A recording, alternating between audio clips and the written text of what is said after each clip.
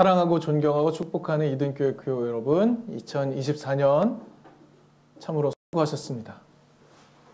자, 우리 앞뒤 옆으로 뒤가 있나요? 앞뒤 옆으로 인사하며 우리 덕담 한마디씩 하십시오. 2024년 수고하셨습니다. 인사하십시오. 서로 인사합시다. 2024년 수고하셨습니다. 수고하셨습니다. 네. 살아오느라 삶의 고단한 한 해인도 수고했습니다. 진짜 고생 많으셨습니다.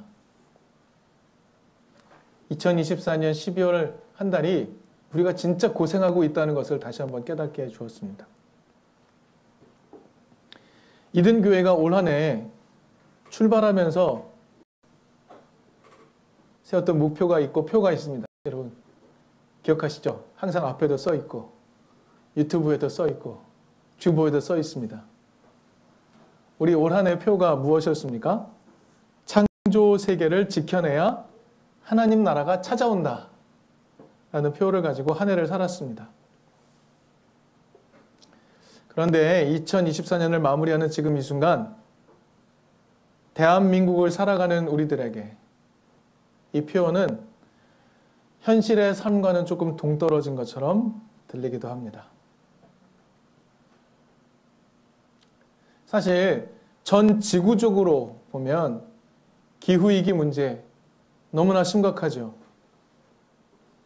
그래서 정말 이 땅 위에 모두가 살아갈 수 있는 창조세계, 그 창조세계를 보전하는 것, 그리고 그것을 위협하는 것들의 문제를 해결하기 위해서 우리가 마음을 모으고 함께 행동해야 하는데 그 마음을 모으고 행동하는 것조차 너무 늦었다라고 생각되는 지금이지만 이 거대한 문제가 지금 대한민국에서는 조금 뒤로 물러나 있는 것처럼 보입니다. 대한민국은 지금 기후위기보다 더 시급하게 해결해야 될 문제들이 널려 있습니다.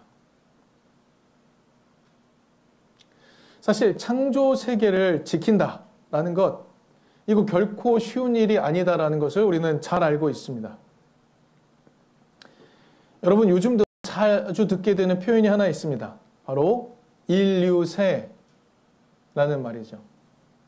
영어로는 Anthropocene입니다. 인류세. 여러분 이 말의 정의를 조금 소개해 드리려고 합니다.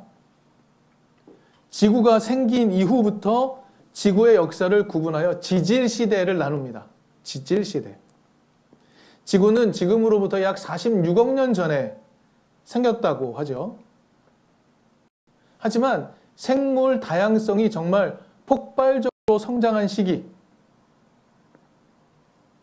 있습니다. 그걸 캄브리아기라고 이야기합니다. 그래서 그 캄브리아기 이후부터 지금까지를 현생누대라고 부른다고 해요. 그리고 이 현생누대를 다시 고생대, 중생대, 신생대로 나누고 지금 우리가 살고 있는 시대는 당연히 신생대겠죠. 이 신생대 중에서도 지금으로부터 약 1만 년 전에서부터 현재까지를 일컬어서 홀로세라고 부릅니다. 영어로는 홀로시인이라고 불러요. 홀로세. 이거는 급격한 지질변화, 지각변화 이런 것들이 일어났을 때 구분하는 구분입니다. 그런데 지금 오늘 이 시점에서 인류의 산업활동으로 인해 지구의 환경이 극단적으로 변했다. 인간의 활동으로 인해 지구의 환경이 너무나 극단적으로 변화되었기 때문에 이 시기를 지질시대에 포함시켜야 한다라는 말이 나온 겁니다. 다시 한번요. 인류의 산업활동, 인류의 활동으로 인해 이 자연에 엄청난 극단적인 변화가 초래되었기에 이 시기를 지질시대에 포함시켜야 된다는 겁니다. 그래서 인류세라는 명칭을 쓰자는 거죠. 이걸 어디서 먼저 주장했을까요? 과학계에서 먼저 주장했습니다. 과학적으로 볼 때 인류로 인해 자연이 변화되었다. 그러니 인류세라는 표현을 쓰자라고 이야기했던 겁니다. 지금으로부터 30년, 40년 전부터 이 말이 등장하기 시작했던 겁니다. 지금 오늘날의 이야기가 아닙니다. 그런데 이 표현을 이제 사회적으로도 받아들이는 거죠. 여러분, 인류세가 과학적인 구분으로 요청이 된 표현인데 지금은 더 사회적으로 많이 쓰지 않습니까? 아, 맞아. 인류세야. 이렇게 우리가 사용하고 있습니다. 마치 현재의 환경 문제를 상징하는 표현처럼 씁니다. 인류세라는 표현을 쓰는 거죠. 결국 이 표현은 오늘날 인류의 문명 활동에 의해서 지구의 모든 자연 환경에 유의미한 변화가 초래되었고 이로 인해서 지구 생물의 생태계에도 엄청난 변화가 일어났다는 것을 인정하는 표현이 되는 겁니다. 인간으로 인해 자연에 엄청난 변화가 일어났다는 것을 인정하자라는 거죠. 그런데 이 자연 환경의 변화가 사람이 사는 사회에도 엄청난 위기를 가져왔습니다. 그러니 인류세라는 표현을 사용하자 이제 이 시대를 지질시대 구분으로 인류세라고 규정하자 라고 할 때 이 안에는 창조 세계가 엄청나게 망가져 있다라는 의미가 담겨 있는 겁니다. 그리고 또 하나는 그 안에 속한 인간도 엄청난 위기에 처해 있다라는 것을 인정하는 표현이 되는 것이죠. 그렇게 올 한 해 우리가 표어로 삼았던 것, 창조 세계를 지켜내야 하나님 나라가 찾아온다. 그러니까 창조 세계를 지켜낸다라는 것은요, 자연을 지켜내는 것, 우리가 사는 삶의 토대를 지켜내는 것 뿐만이 아니라 인간을 지켜낸다는 의지도 포함되고 있는 거죠. 창조 세계를 지켜낸다는 건 단순히 자연 보호를 의미하는 것이 아니라 이 자연 세계를 지키는 것과 더불어 그 안에 속한 인간의 삶도 함께 지켜갑니다. 의지였던 것이죠. 그러니까 올 한 해 우리의 주제가 상당히 의미가 있었던 겁니다. 창조 세계를 지켜내야 하나님 나라가 찾아온다. 매우 중요한 의미였던 거죠. 근데 이것이 관념적이었던 것 같습니다. 그렇지. 아, 그런 거야. 에서 머물렀던 것 같습니다. 그랬더니 우리에게 시급한 일이 일어났습니다. 민주주의의 위기가 일어난 거죠. 이 문제가 해결되어야 창조 세계를 지켜내는 일을 할 수 있다라는 것을 우리가 깨닫게 되었습니다. 민주주의 문제를 해결하는 것은 하나님 나라를 이루고는 매우 중요한 일이라고 동의하기 시작한 것입니다. 그래서 이 땅 가운데 민주주의 위기가 도래하자마자 우리는 발벗고 나섰던 것이죠. 민주주의 위기를 해결해야 창조 세계를 지켜내는 일을 할 수 있다는 것을 우리는 깨닫기 시작한 겁니다.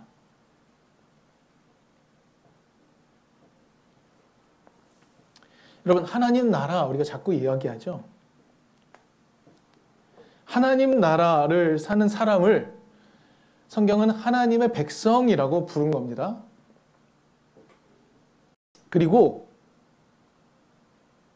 그 하나님의 백성을 앞으로는 우리가 구약 신약이라고 부르기보다 제1성경을 구약, 제2성경을 신약으로 부르려고 하고요.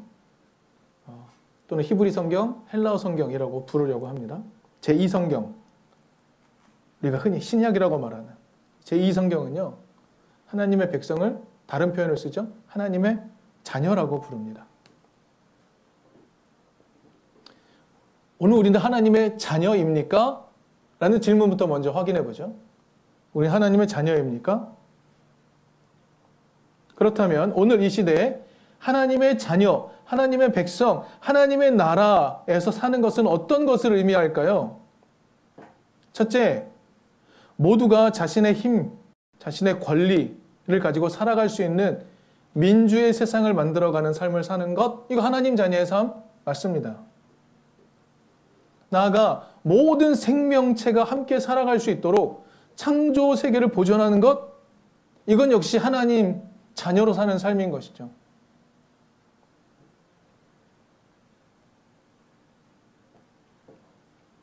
오늘 본문 속에서 우리가 중요하게 살펴보아야 할 표현이 하나 있습니다. 4절입니다. 4절에 이렇게 말합니다. 성령으로는 죽은 사람들 가운데서 부활하심으로 나타내신 권능으로 하나님의 아들로 확정되신 분이십니다. 그는 곧 우리 주 예수 그리스도이십니다. 하나님의 아들로 확정되다라는 표현. 여기서 여러분 아들이라는 표현 있죠? 이 표현은요, 자녀라는 말로 완벽하게 대체할 수 있습니다. 성경의 주석을 보시면 하나님의 아들을 하나님의 자녀라는 말로 교환해 놓은 부분들이 매우 많습니다. 여기서는 성별로 남성만을 의미한다. 절대 아닙니다. 하나님의 아들이라는 표현은 하나님의 자녀라는 말로 완벽하게 대체할 수 있습니다. 제2성경, 헬라어 성경, 복음서에서는요, 하나님의 아들이라는 표현을요, 자꾸 예수에게 사용하려고 노력합니다. 성경을 보면요, 귀신 들린 자가 예수에게 나와서 이렇게 말합니다. 하나님의 아들이시여 왜 우리를 괴롭힙니까? 이런 얘기를 하죠. 예수에게 하나님의 아들이라는 표현을 갖다 바치는 거예요. 예수님이 예루살렘으로 올라가는 길에 제자들을 앉혀놓고 물었죠. 너희는 나를 누구라 하느냐? 베드로가 이렇게 대답합니다. 예수께 살아계신 살아계신 하나님의 아들 그리스도라고 말합니다. 자꾸 예수에게 갖다 드립니다. 예수가 십자가에 달려 돌아가시는, 죽으시는 장면이 있습니다. 거기서 사람들이 십자가에 달린 예수를 보면서 조롱하면서 이렇게 말합니다. 네가 하나님의 아들이거든 너나 구원하여라. 이렇게 외치는 거예요. 자꾸 하나님의 아들이라는 표현을 예수에게 사용하려고 합니다. 그런데 복음서의 흔적을 잘 살펴보면 예수는 하나님의 아들, 하나님의 자녀라는 표현을 민중들에게 가져다 줍니다. 우리가 잘 아는 산상수훈 있죠. 마태복음 5장 9절 이렇게 말합니다. 평화를 이루는 사람은 복이 있다. 하나님이 그들을 자기의 자녀, 아들이라고 부르실 것이다. 정확하게 이렇게 되어 있습니다. 주석도 달려 있습니다. 평화를 이루는 사람은 복이 있다. 하나님의 그들을 자기의 자녀라고 부를 것이다. 라고 하십니다. 예수는 이렇게 말씀하세요. 평화를 만들어가는 이들은 모두가 하나님의 아들, 하나님의 자녀라고 선포하신 거죠. 이번 주 말씀 묵상 본문 중에 누가복음 6장이 있었습니다. 누가복음 6장 35절, 36절에는 이런 내용이 나옵니다.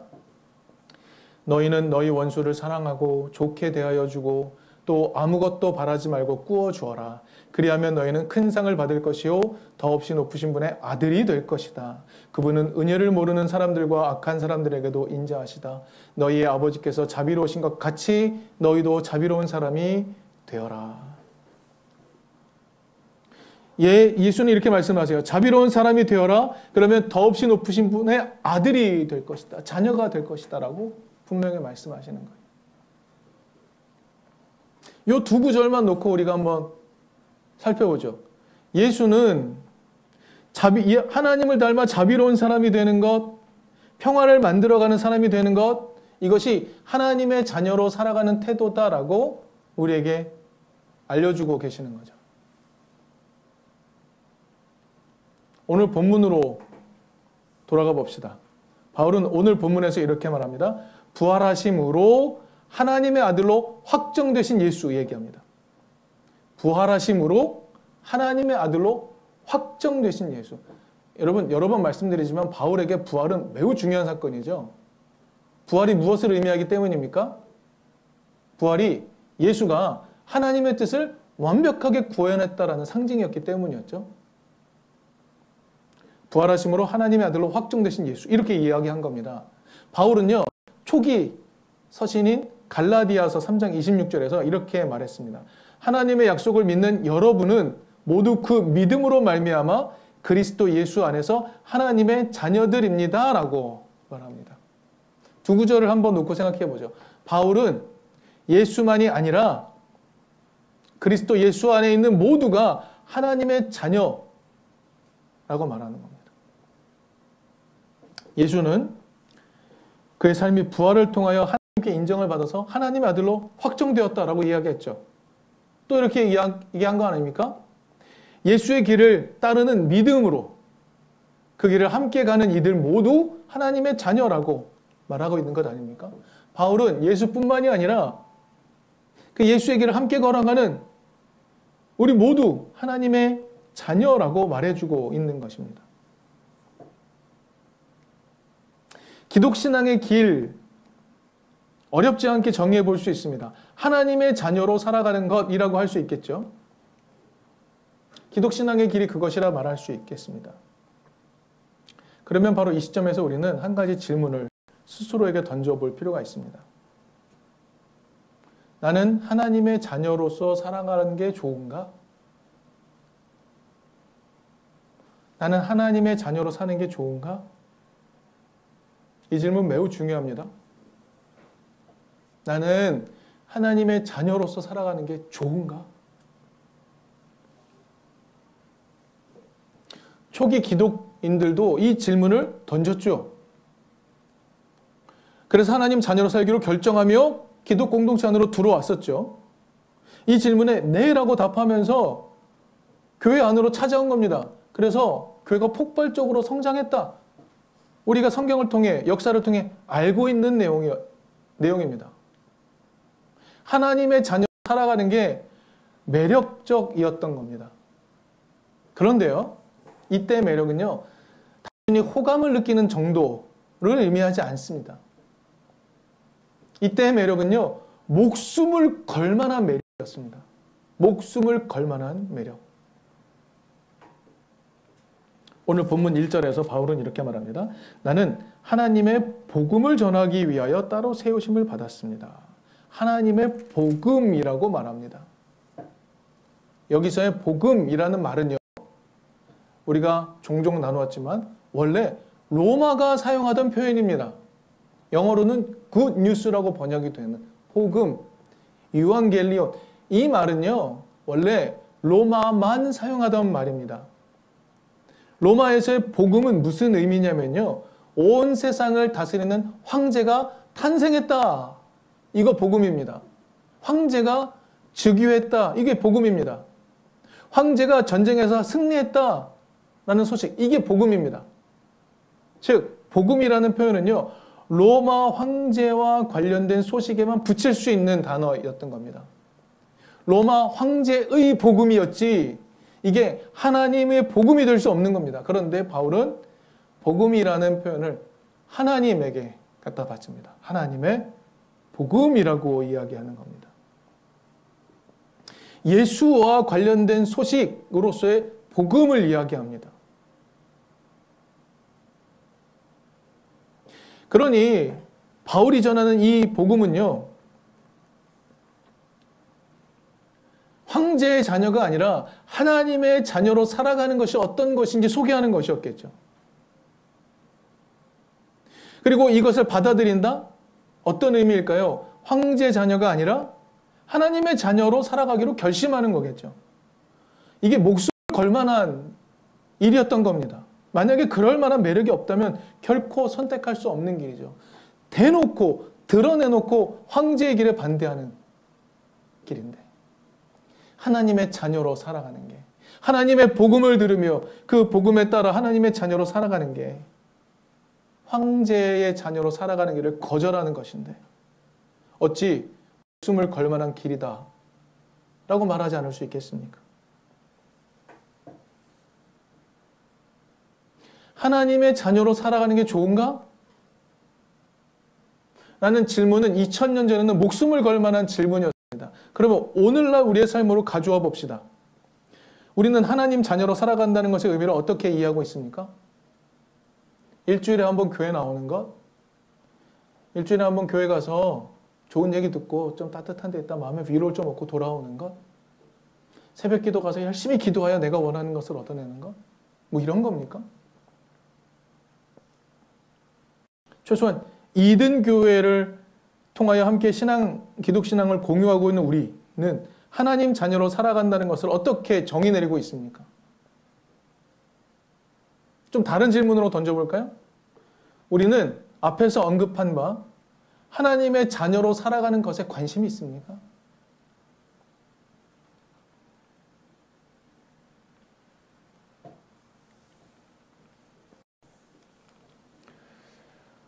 우리는 2024년을 마무리하고 있습니다.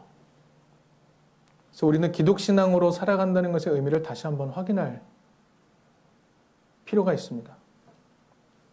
우리가 예수를 따라 하나님의 자녀로 살아가려고 한다면 2000년이나 지금이나 여전한 것, 즉 우리는 세상의 길과는 다르게 생각하고 다르게 행동하며 살아가야 합니다. 우리가 오늘날에도 하나님의 자녀로 살아가려고 한다면, 왜냐하면 하나님이 모두가 살아갈 수 있는 세상을 만들라고 요청하고 있고 창조 세계를 보존하라고 요청하고 계시잖아요. 민주의 세상을 만들고 창조 세계를 보존하는 세상을 만들어 가달라고 부탁하고 계시잖아요. 오늘날에도 하나님의 자녀로 살려면 세상의 길, 세상이 요구하는 길과는 다르게 생각하고 행동해야 하지 않을까요? 욕망을 따르라고 말하는 세상의 길과 다른 길로 가야 하지 않을까요? 다르게 행동해야 되지 않을까요? 앞에 언급했던 누가복음 6장 35, 36절에서 이렇게 말했죠. 누구에게나 자비로울 수 있어야 하고 평화를 만들어가는 일에 헌신할 수 있어야 한다. 이래 하나님 자녀다. 뭐 이렇게 얘기하지 않았습니다. 여러분, 그러면 이제 또 한번 상상해 봅시다. 하나님 자녀로 살아가는 길 쉽습니까? 어렵습니까? 어렵습니다. 어려워 보입니다. 그런 선택하는 것 어려워 보이죠. 그런데 위기의 순간이 오니까, 선택해야 하는 순간이 오니까 사람들은 하나님의 자녀로 사는 길을 선택합니다.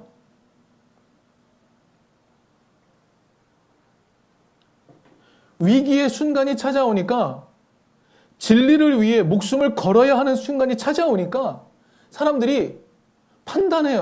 그리고 옳은 길이 어디인가, 갑작스러운 이 상황 앞에 빠른 판단을 해야 되는 요청을 받고 결정합니다. 아, 진리 편에 서야 되겠구나. 그래서 장갑차를 막는 거고요.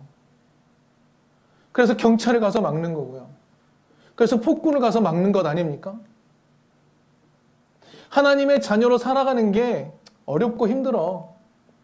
포기할 수도 있지. 우리 평상시 그렇게 살았습니다. 그러나 위기의 순간에 어떤 길을 선택해야 하는가, 목숨을 걸어야 하는 순간이 찾아오니까 갑작스러운 용기가 나오면서 사람들이 진리의 길을 선택하기 시작하게 되는 겁니다. 왜냐하면요, 진리의 길을 선택해야 살 수 있다는 것을 깨닫기 때문입니다. 아, 더 이상 내 욕심대로 살 수 없구나. 함께 연대해야 되는구나. 함께 살아가야 하는구나. 깨닫기 시작하니까 목숨을 걸고 그 길을 선택하게 되는 겁니다. 여러분, 하나님이 자녀의 길을 선택하는 거 평상시에 쉽지 않습니다. 그러나 지금을 위기 상황으로 인지한다면 우리는 선택할 수 있습니다. 왜요? 그 길로 가야 우리가 생명을 얻을 수 있다는 것을 깨달으니까. 진리의 편에 서야 우리가 하나님 자녀로 살아가야 살 수 있다는 것을 깨닫게 되니까. 여러분, 2024년 마지막을 위기의 상황으로 맞이하면서 우리는 깨닫게 되는 겁니다. 아, 하나님 자녀로 살아야 되겠구나.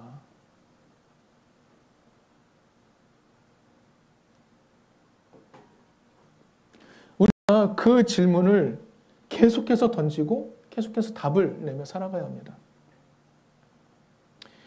사랑하는 이든교회 교우 여러분, 2024년 매우 어려웠습니다. 지도자로 인해서 어려웠고, 우리의 삶을 사로잡고 있는 가치관들의 혼돈으로 인해 괴로웠습니다. 매우 힘들었습니다. 경쟁이 일상이 되고, 자신의 능력을 증명해야 하고, 살아갈 자격을 설명해야 하고, 이것이 더 심화되는 사회 속에 살았습니다.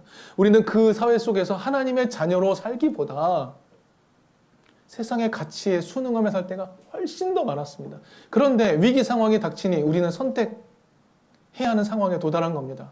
그리고 수많은 사람들이 교회 밖에서 자신의 목숨을 걸며 선택했던 것처럼 장갑차를 막아내고 헬기를 막아내고 군인을 막아내고 욕망을 막아내고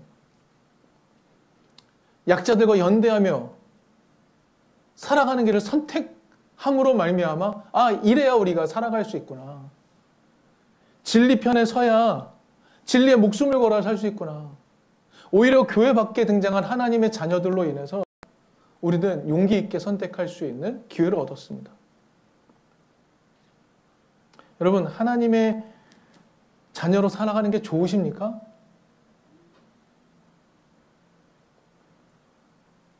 앞으로도 이 질문은 계속 이어질 겁니다. 이 질문에 용감하게 답을 하며 살아갈 수 있는 우리가 될 수 있기를 바랍니다.